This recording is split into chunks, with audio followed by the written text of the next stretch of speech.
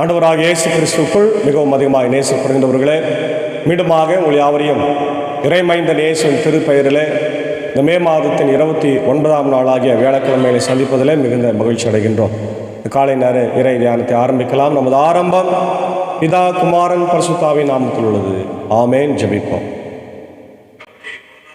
துதிகளின் மத்தியிலே மகிமையோடு வீற்றிருக்கிற எங்கள் நல்ல ஆண்டவரே, எங்கள் ராஜாதி ராஜாவே, கர்த்தாதி கர்த்தாவே, இந்த ஆசீர்வதிக்கப்பட்ட மனமகிழ்வான ஆண்டவரே, காலை வேளைக்காக நன்றி செலுத்துகின்றோம்.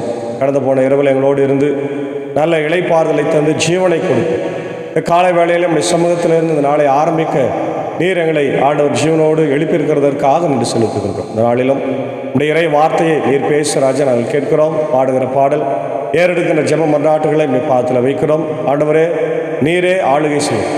அடியனுடைய இணைந்து ஊழியத்தில் இருக்கின்ற நண்பர் சாரின் சாகோசாரை எடுத்து நீர் பயன்படுத்தும். ஆண்டவரே, இந்த வார்த்தைகளை கேட்டு நாங்கள் கனி கொடுக்கவும் சாட்சியாய் வாழவும் என் வாழ்க்கையில் ஆசீர்வாதங்களை பெற்றுக்கொள்ளவும் கர்த்தர் கிருபை தார்.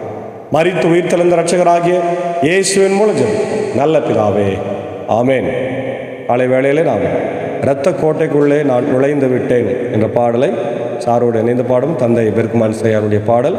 இரத்த கோட்டைக்குள்ளே நான் நுழைந்து விட்டேன் என்ற பாடலை சாரோடு இணைந்து நாம் அனைவரும் ஒன்றாய் பாடும்.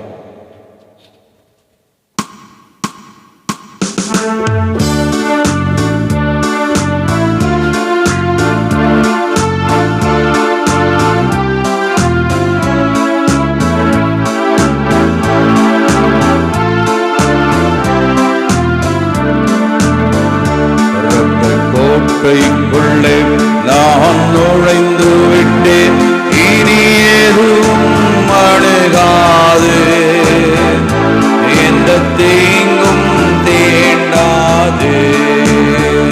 இரத்த கோட்டைக்குள்ளே நான் நுழைந்து விட்டேன், இனி எதுவும் அணுகாது, எந்த தீங்கும் தீண்டாது.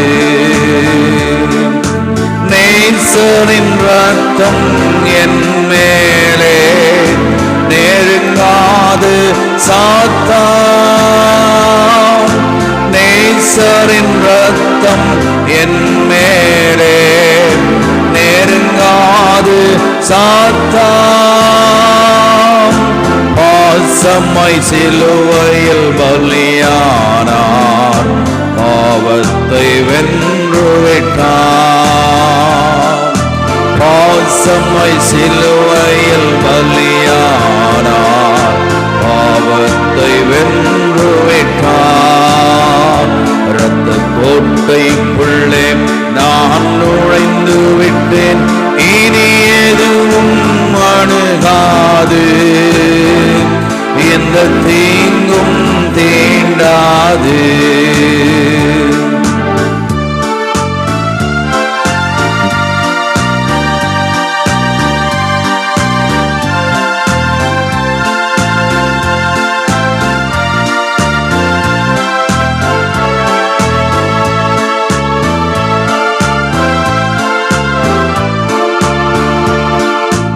இம்மட்டும் உதவின எபினேசரே, இனியும் காத்திடுவார்.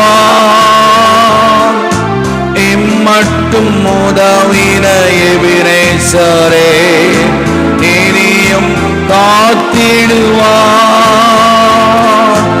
உலகிலே இருக்கும் அவனை விட என் தேவன் பெரியவரே. உலகிலே இருக்கும் அவனை விட என் தேவன் பெரியவரே. இரத்த கோட்டைக்குள்ளே நான் நுழைந்து விட்டேன், இனி எதுவும் அணுகாது, எந்த தீங்கும் தீண்டாது. தாய் தன் பிள்ளையை மறந்தாலும் மறவாத என் நேசரே, தாய் தன் பிள்ளையை மறந்தாலும் மறவாத என் நேசரே. ஆயனை போல நடத்துகிறேன்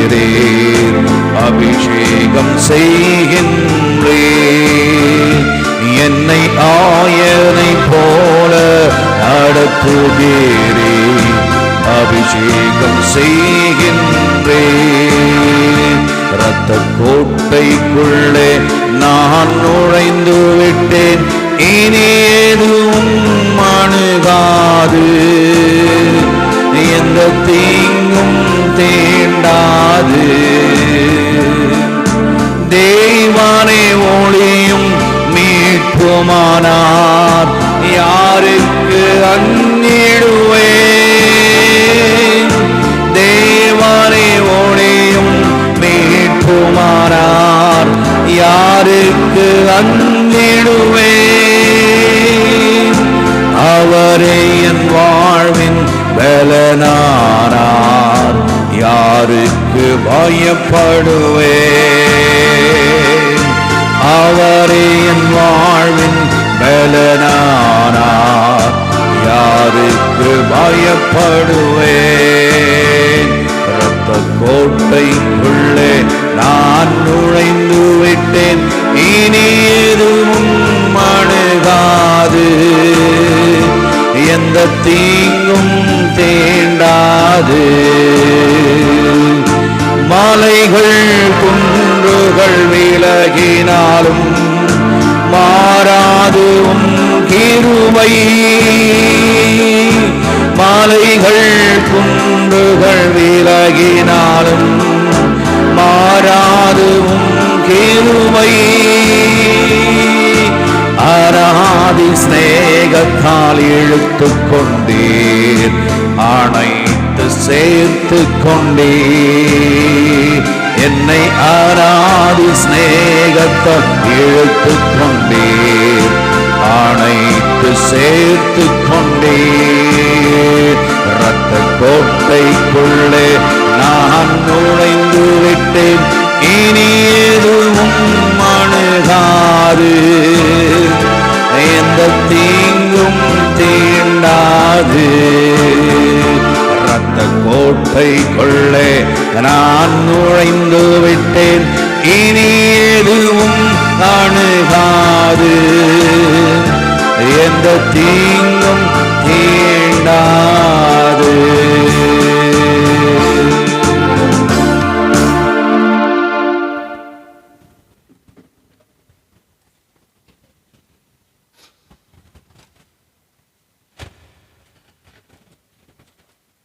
மரணத்தை வெற்றி சிறந்து நம்மோடு கூட உயிர் தெழுந்த ஆண்டவராக நம்மை வழிநடத்துகின்ற ஆண்டவராக இயேசுவின் கிருபையும் சமாதானமும் உங்களோடு கூட அனைவரோடும் இருப்பதாக. ஆமேன். இந்த நாளில் நாம் தியானிக்கும்படியாய் தெரிந்து கொண்ட கடவுளுடைய வார்த்தை, அது எபேசியருக்கு எழுதின நிருபம் 1ஆம் அதிகாரம். இதனுடைய முன்னுரை நாம் பார்க்கும்போது, எபேசியர் திருமுகம் மிகவும் சிறந்த கருத்துக்களை தன்னுள்ளே கொண்டுள்ளது. திருச்சபை பற்றி அழகான உருவகங்களை நமக்கு தருகிறது. கடவுளின் திட்டம் என்பது மனித குலத்தை மட்டுமல்ல, படைப்பு அனைத்தையுமே கிறிஸ்துவின் தலைமையிலான கடவுளுடன் ஒப்புரவாக்குவது என்னும் உயரிய கருத்தை இந்த திருமுகம் நமக்கு எடுத்துரைக்கிறது. குடும்ப வாழ்வு பற்றி சிறந்த அறிவுரைகளையும் வழங்குகிறது. இது கொலேசியர் திருமுகத்துடன் நெருங்கிய தொடர்புடையது என்று பலர் இதனை சொல்லுகின்றார்கள். இத்திருமுகத்தினுடைய ஆசிரியர் பவுல் என்பது நமக்கு நன்றாக தெரியும். அது ஒரு மரபு நம்பிக்கையாக இருக்கிறது. அண்மை காலத்தில் சிலர் அதற்கு மாற்று கருத்துக்களை சொல்கிறார்கள். இருந்தாலும் எபேசில்தான் பவுல் தங்கி தன்னுடைய 2ஆம் மிஷனரி பயணத்தில் இந்த திருச்சபையை தோற்றுவித்தார் என்று சொல்லப்பட்டிருக்கிறது. அப்போஸ்தலர் 18ஆம் அதிகாரத்தில் நாம் அதை பார்க்கின்றோம்.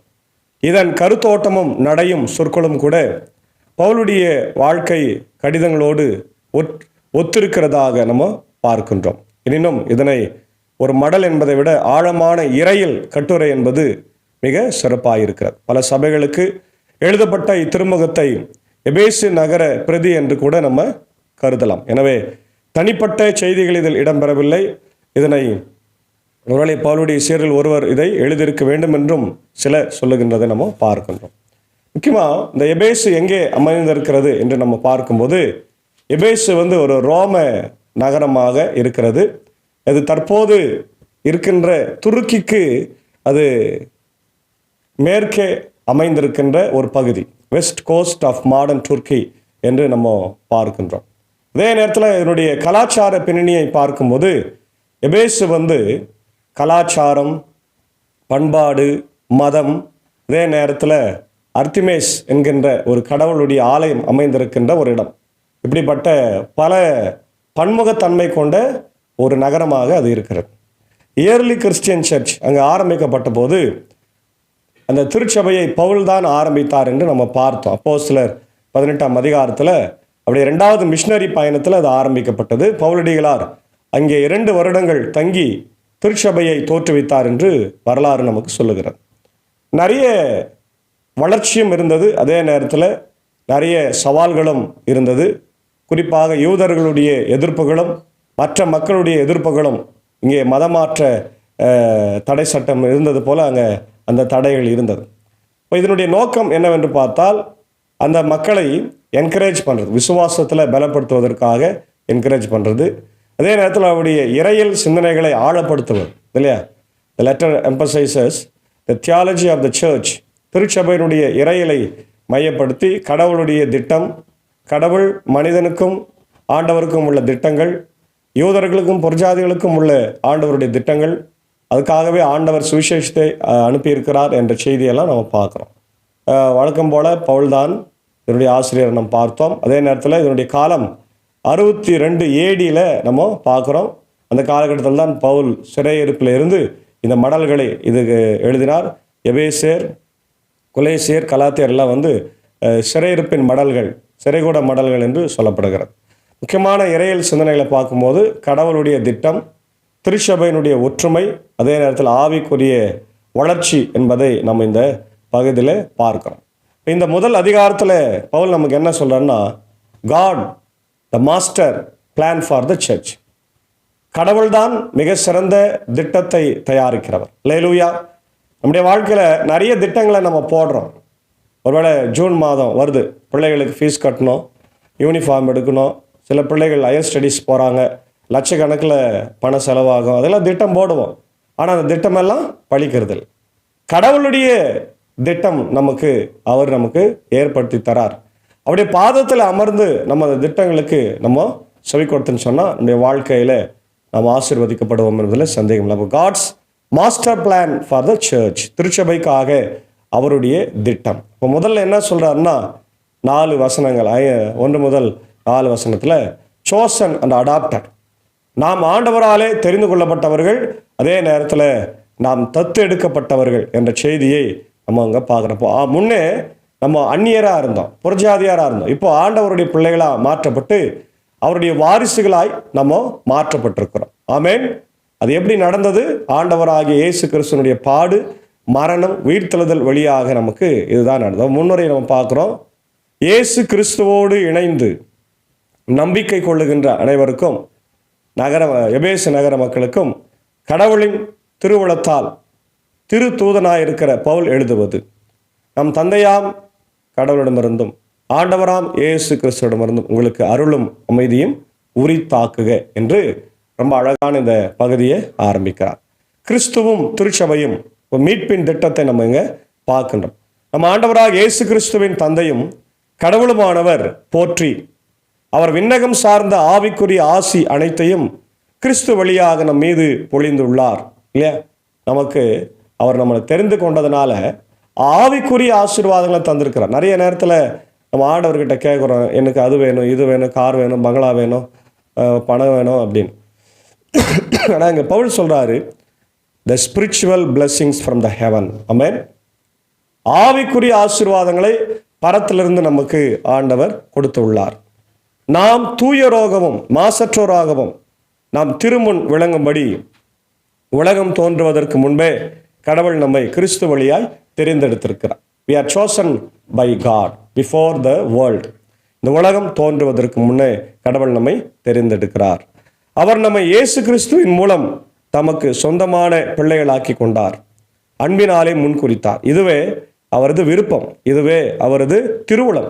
இவ்வாறு தம் அன்பார்ந்த மகன் வழியாய் நம்மீது ஒப்பு உயர்வற்ற அருளை பொழிந்தருளியதால் அவரை புகழ்ந்து பாடுகிறோம். கிறிஸ்துவின் இரத்தம் நமக்கு நீதியை வழங்குகிறது. தம் அருள் வளத்திற்கு ஏற்ப நமக்கு மீட்பு அளித்துள்ளார். இம்மீட்பால் குற்றங்களில் இருந்து நாம் மன்னிப்பு பெறுகிறோம். அந்த அருளை அவர் நம்மில் பெருகு செய்து அனைத்து ஞானத்தையும் அறிவு திறனையும் தந்துள்ளார். அவர் தமது திருவுளத்தின் மறைபொருளை நமக்கு தெரியப்படுத்தி உள்ளார். இது கிறிஸ்து வழியாக கடவுள் விரும்புகின்ற தீர்மானம். இதுதான் இப்போ இயேசுவை இந்த உலகத்திற்கு அவர் காண்பிக்கிறார். எப்போ? கிறிஸ்துவின் வழியாக கடவுளை காண்பித்து அவருடைய பிள்ளைகளாக நம்மளை மாற்றுகிறார். அதான் நம்ம பார்க்குறோம். அடுத்தது நம்ம பார்க்குறோம் ரெடம்ஷன் அண்ட் ஃபர்கிவ்னஸ். 7 முதல் 8 வசனத்தில் நம்ம பார்க்குறோம். Redemption through Christ, redemption and forgiveness available through Christ என்று நம்ம பார்க்கிறோம். கிறிஸ்துவின் வழியாக விடுதலையும் பாவ மன்னிப்பும் நமக்கு கிடைக்க பெற்றிருக்கிறது இல்லையா? The significance of the cross, சிலுவையின் வழியாக ஆண்டவர் நமக்கு கொடுக்கிற ஆசீர்வாதங்கள். சிலுவை தான் வாழ்க்கையில் நமக்கு மேன்மையாக இருக்க வேண்டும் என்றதையும் சொல்றார்.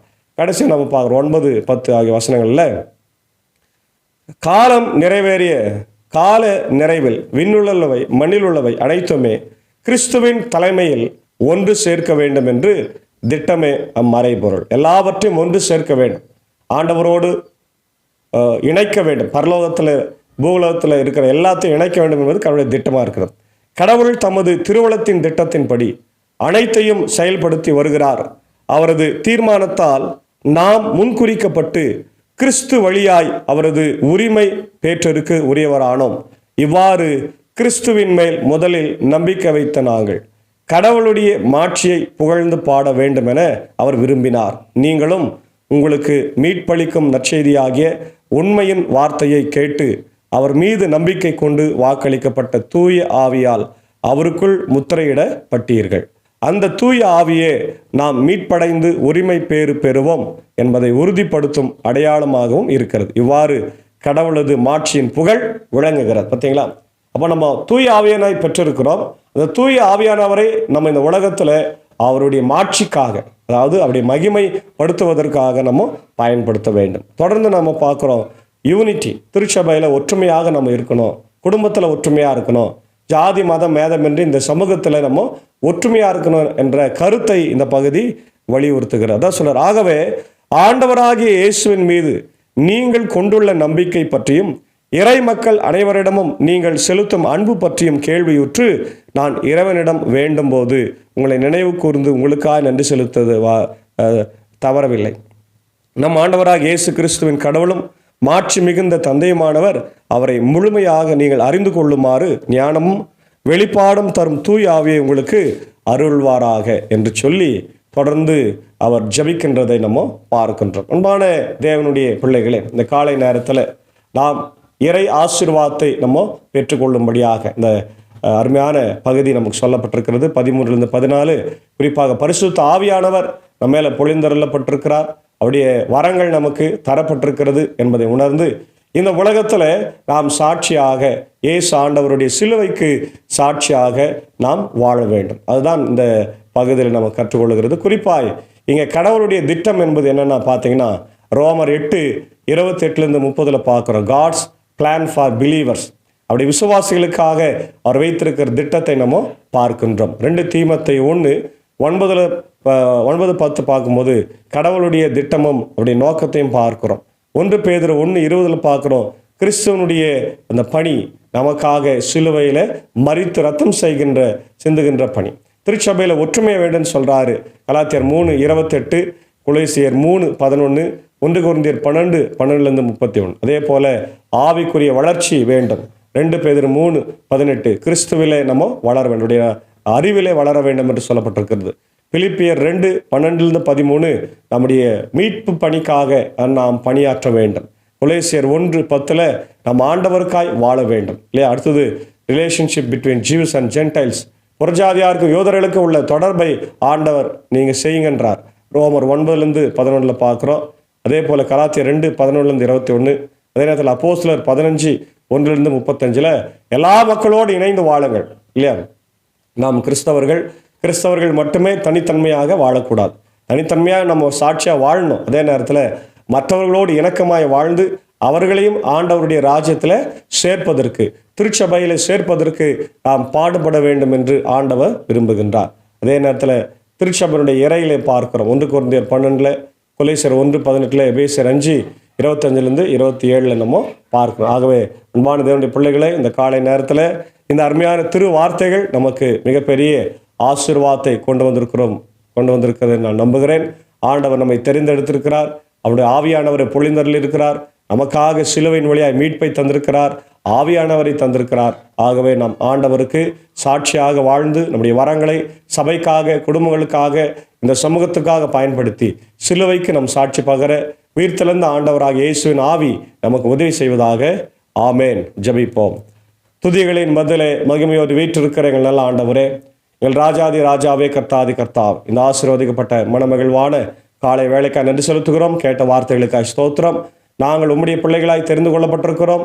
உலக தோற்றம் முதலே எங்களை தெரிந்திருக்கிறீர் என்ற உன்னத நோக்கத்தோடு இந்த உலகத்திலே உமக்கு சாட்சியாய் வாழ கிருபை தார். இந்த காலை நேரத்தில் ஆண்டவர் இந்த இறை வார்த்தையை கேட்டுக்கொண்டிருக்கிற அகில உலகத்தில் இருக்கிற மக்களையும் ஆசீர்வதிங்க. ஆண்டவர் இந்த ஊழியத்தில் எங்களோடு இருக்கின்ற அன்பர் சாரியம் ஆண்டவர் ஏஞ்சாக்காவே அன்பான பிள்ளைகளையும் ஆசீர்வாத நாளில் சென்னைக்காக பயணமாக இருக்கிறார்கள். அந்த பயணங்களை நீர் வாய்க்க செய்யுங்க. மீண்டுமாய் திரும்பி வர ஆண்டவரே நீர் வாய்க்க செய்து திரும்ப ஊழியங்களிலே பங்கெடுக்கட்டும். தொடர்ந்து ஆண்டவரே இந்த நேரத்தில் இப்படி சாகோ சாருக்காக, டீச்சருக்காக ஜபிக்கிறோம். அவருடைய ஊழியத்தையும் ஆசீர்வதிங்க. இசை வழி பயணத்தில் எங்களோடு இருக்கும்போது இப்படி கிருபை அவளோடு கூட தங்கி இருக்கட்டும் ராஜா. அடியேனும் ஆண்டவர் குடும்பத்தாரையும் எடுத்து பயன்படுத்தும். அடியன் பணியாற்றுகிற பாபனபலி, மின்னூர், வடகர, மேல்சனம், திருச்சபைகளையும் குடும்பங்களையும் ஆசீர்வதி ராஜா. அது மேலவேனமாக இருக்கிற மக்களுக்காக ஜபிக்கிறோம். இப்படி அமுத அம்மாவுக்காக, விமலா அம்மாவுக்காக, கோபியனோட அன்பு தாயாருக்காக, இப்படிய ராஜ்குமார், பிஜேஎஸ் ராஜ்குமார் ஐயருக்காக, நிக்சன் ஐயருக்காக, இப்படிய ஆண்டவர் உதயநேசன் ஐயருக்காக நான் ஜபிக்கிறோம். ஜபலாசர் ஐயருக்காக, ஆண்டவருடைய பால் மோசஸ் ஐயருக்காக ஜபிக்கிறோம். எல்லா வேலைவனங்கள் எல்லாம் மாற்றுங்க. குறிப்பாக இந்த நாளில் என்னுடைய பிறந்த நாட்களுக்கு நன்றி செலுத்தி கொண்டிருக்கிற என்னுடைய அன்புக்குரிய ஆயர் ஆண்டவரே, இதோ அருமையான அடியனுடைய ஆண்டவரே போதகராகவும் வழிகாட்டியாகவும் இருந்து வருகிற அருள் திரு துரையர் ஐயருக்காக ஜபிக்கின்றோம். ஆண்டவர் சபை சங்கத்தில் பல பொறுப்புகளில் இருந்து சபையை வழிநடத்தினவர். இப்பொழுதும் ஆண்டவரை மூத்த போதக தந்தையாக இருந்து திருச்சபையினுடைய ஊழியர்களை செய்கிறார். அவரை இந்த நாளில் நாங்கள் வாழ்த்துகிறோம். ஆண்டவரே, எங்களுக்கு வாழ்த்த வயதில்லை என்றாலும் கூட உம்முடைய ஆண்டவரை திருநாமத்தில், இயேசு என்ற திருநாமத்தில் நாங்கள் வாழ்த்துகிறோம். இந்த போல் இன்று மகிழ்ச்சியோடு சமாதானத்தோடு வாழட்டும். அவருடைய ஊழியங்கள் பெருகட்டும். அன்பான மனைவி ஐரமாவையும், அன்பான பிள்ளைகள் ஆண்டவரே இதோ மூத்த மகள் ஜெனிஃபரையும் ஆண்டவரே ஜெரோமையும் ஆசீர்வாதிங்க. 2 பேரும் மருத்துவர்களாக பணியாற்றுகிறார்கள். அந்த பணி சிறக்கட்டும். அநேக மக்களுக்கு ஆசீர்வாதமாக அவர்கள் வாழட்டும் ராஜா. தொடர்ந்து நாளில் ஆண்டவர் பிறந்த நாளை காணுகின்ற அவருடைய கிறிஸ்டிராஜ், அருள் திரு கிறிஸ்டிராஜ் ஐயா அவருடைய அன்பான மனைவி திருமதி வினோதினி கிறிஸ்டிராஜ் அவர்களுக்கு ஆஜபிக்கும். ஐரமாவையும் ஆசீர்வாதிங்க. ஈவாய் கொடுத்துருக்க 2 பிள்ளைகளை ஆசீர்வாதிங்க. ஐயரை ஆசீர்வாதிங்க. செங்கிலிக்குப்பம் ஆண்டவர் திருச்சபையில் அருமையான ஊழியத்தை செய்கிற போதும் கிருபை அவரோடு கூட தங்கியிருக்க வேண்டும் என்று கெஞ்சி மன்றாடுகிறோம். தொடர்ந்து நாளிலே ஆண்டவர் பிறந்த நாட்களை, திருமண நாட்களை காணுகின்ற எல்லாரையும் ஆசீர்வாதிங்க. உலகம் ஆண்டவரை முழுவதுமாய் இருந்து இதை கேட்கின்ற பார்க்கின்ற மக்களை ஆசீர்வதிங்க. அவர்கள் விடுதலை சமாதானத்தை தாருங்க. போர்கள், பதற்றங்கள் எல்லாம் மாற்றுங்க. ஆண்டவர் இயற்கை பேரிடர்கள் எல்லாம் மாற்றுங்க ராஜா. விசேஷமாக தாய் திருநாடாக இந்திய தேசத்திற்காக ஜபிக்கிறோம். காத்தருளும். என்னுடைய தேச தலைவர்களை காத்தருளும். என்னுடைய தமிழ்நாட்டை முதலமைச்சரை ஆசீர்வதியும் ராஜா. வழிநடத்தும் சமாதானத்தின் ஆவி எங்களுக்குள்ளே நீர் தர வேண்டுமா ஜபிக்கிறோம். ஆண்டவர் ஆங்காங்கே நடந்து கொண்டிருக்கிற அக்கிரமங்கள், அநியாயங்கள், ஆண்டவர் இந்த பெண் குழந்தைகளுடைய ஆண்டவர் வாழ்க்கையில் பாதுகாப்பின்மை எல்லாவற்றையும் நீர் மாற்றி எங்களுக்கு ஆண்டவர் நீ சமாதானத்தை உறுதி செய்ய வேண்டும் என்று கெஞ்சி மன்றாடுகிறோம். இந்த காலை நேரத்தில் இதோ இந்த இறை வார்த்தையை ஆண்டவர் கேட்டுக்கொண்டிருக்கிற இந்திய சுவிசேஷ லுத்தரன் திருச்சபையின் மக்களுக்காக, மற்ற சபையின் மக்களுக்காக ஜபிக்கிறோம். என்னுடைய தாய் திருச்சபை ஆசீர்வதிங்க. ஆண்டவரே திருச்சபையினுடைய பல்வேறு பணிகள், ஊழியங்களை ஆசீர்வதிங்க. விசேஷமாக இந்த நாளிலே என்னுடைய அன்புக்குரிய ஆண்டவரே காலம் சென்ற என்னுடைய அருட்பணியாளரும் என்னுடைய மிஷினரியுமாயிருந்து எங்களை வழிநடத்திய டாக்டர் ஆலிஸ் ஜி பிராயர் அவர்களுக்காக ஜபிக்கிறது நாளிலே ஆண்டவர் எங்களோடு கூட இல்லை. ஆனாலும் அவருடைய பிறந்த நாள் என்று இன்றைக்கு நாங்கள் அவரை நன்றியோடு நினைவு கூறுகிறோம். பெதஸ்தா மருத்துவமனையில் தங்கி பல கிராமங்களுக்கு சென்று ஊழியம் செய்தார்கள், சுவிசேஷத்தை அறிவித்தார்கள். இந்திய தேசத்திலே தங்கியிருந்து இங்கேயே மரித்து இங்கேயே அடக்கம் பண்ணப்பட்டிருக்கிறார்கள். அவர்கள் வாழ்ந்த வாழ்க்கைக்கு நன்றி செலுத்துகிறோம். தொடர்ந்து ஆண்டவர் அவர் விட்டு சென்றிருக்கிற பணிகளை இன்றைக்கு யாரும் செய்யாமல் இருக்கிறாங்க. அதை தொடர்ந்து எல்லாரும் செய்ய கிருபை தார். அவருடைய குடும்பங்களுக்காக, ஆண்டவரே அவருடைய உறவுகளுக்காக நன்றி சொல்லுகிறோம். அவர்களை ஆசீர்வதி ராஜா. அதே போல் இந்த நாளில் ஆண்டவரை தாயார் இழந்து வாடிக்கொண்டிருக்கிற அவருடைய அன்புக்குரிய ஆயர் அருள் திரு அன்பழகன் அவர்களுக்காக ஜபிக்கிறோம். சென்னை வான்மலர் லுத்தரன் திருச்சபையுடைய ஆயராக பணியாற்றி கொண்டிருக்கிறார். அவரையோட அன்பு ஆண்டவரே மனைவி, பிள்ளைகளையும், குடும்பத்தின் உறவுகளையும் ஆசீர்வதிங்க. ஆண்டவர் சமாதானத்தை தார். இன்று நடைபெற இருக்கிற அடக்க ஆறுதலில் கூட உடைய கிருபை அவரோடு கூட தங்கியிருக்கின்ற உலகம் தர முடியாத ஆறுதலை, சமாதானத்தை என் தேவன் தந்து நீர் வழிநடத்த வேண்டும் என்று கெஞ்சி மன்றாடுகிறோம். இன்னும் யாராருக்கெல்லாம் ஆண்டவர் ஜெப தேவைகள் உண்டோ, யாராருக்கெல்லாம் கஷ்டங்கள் உண்டோ, வியாதிகள் உண்டோ, பலவீனங்கள் உண்டோ, ஆண்டவர் எல்லாருக்கும் ஜெபிக்கிறோம். குறிப்பாக நேற்று தினத்தில் கூட இடையே இடத்துல பேசி இந்த ஊழியத்தை உற்சாகப்படுத்திய என்னுடைய போட்டோகிராஃபர் விசு அவர்களுக்காக ஜெபிக்கிறோம். அப்படியே ஆண்டவரே குடும்பத்தையும் ஆசீர்வதிங்க, குடும்பத்தையும் ஆசீர்வதிங்க. அவர்கள் செய்கின்ற அந்த போட்டோகிராஃபி பணியை ஆசீர்வதிங்க. தொடர்ந்து ஆண்டவர் இந்த ஊழியத்தை பார்த்து கேட்டு பயன்பெற்று இன்னும் அநேக மக்களுக்கு அவர்கள் சாட்சியாய் வாழ கர்த்தர் நீர் கிருபை தர வேண்டும் என்று ஜெபிக்கிறோம். தொடர்ந்து ஆண்டவரே இதை கேட்டுக்கொண்டிருக்கிற ஒவ்வொரு மக்களுடைய இல்லத்தில் அமைதி, சமாதானத்தை, விடுதலை, இயேசு ஆண்டவருடைய விடுதலை, சமாதானத்தை, சிலுவையின் ஆசீர்வாதங்களை தந்து வழிநடத்தும். இந்த நாளின் எல்லா படிகளும் பயணங்களும் எங்களுக்கு ஆசீர்வத்து தாரும். துதி கன மகிமை உமக்கே செலுத்துகிறோம். இறை மைந்தன் இயேசுவின் மூலம் ஜெபிக்கிறோம். ஜெபம் கேளும் நல்ல பிதாவே, ஆமென். எல்லா வல்ல தந்தை, மகன், தூய ஆவியின் ஆசிகள் இந்த நாளிலே நம்ம நேரோடு கூட இருப்பதாக. ஆமென். God bless you.